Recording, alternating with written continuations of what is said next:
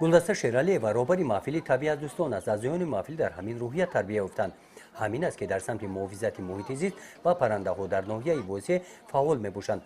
درباره عالم طبیعت، نباتات، حیوانات، پرنده‌هایی که در تاجیکستان عمر به سر میبرند و محافظت و نگاهبین آنها خوانندگان از مشغولیت‌ها معلومات دارند.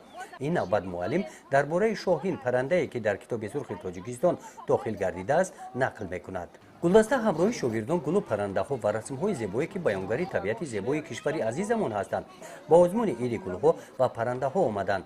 این آزمون با سرپرستی شعبه معارف در یکجایگی با شعبه حفظ محیط زیست در ناحیه وسیع در دوره چهاربینی‌ها بخشیده به سال‌های 2019 2021 سال‌های رشد دهات سیاحی و هنرهای مردمی دویر گردید.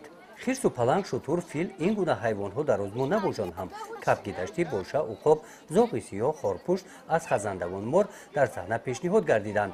تماشابینانی که به این آزمون آمدند بسیاری آنها این پرنده‌ها را از نزدیک ندیده بودند.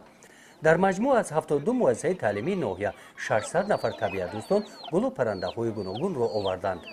رفت آزمون از جانب هیئت حکمان کارمندان شعبه معارف و شعبه حفظ محیط زیست در ناحیه وسیع بهاگذاری کرده شد. از روی مشاهده‌ها برای جلب بیشتری نورسان به محفل طبیعت دوستان در دهات و معلمان صحابی توصیه‌ها داده شدند. در جنبست آزمون دعوت به عمل آورده شد که بچه‌ها طبیعت را دوست دارند، نسبت پرنده‌ها مهربان باشند. گزارش خواجه نظریف، خدای نظر ظهروف از ناحیه وسیع برای برنامه اطلاعاتی نوید.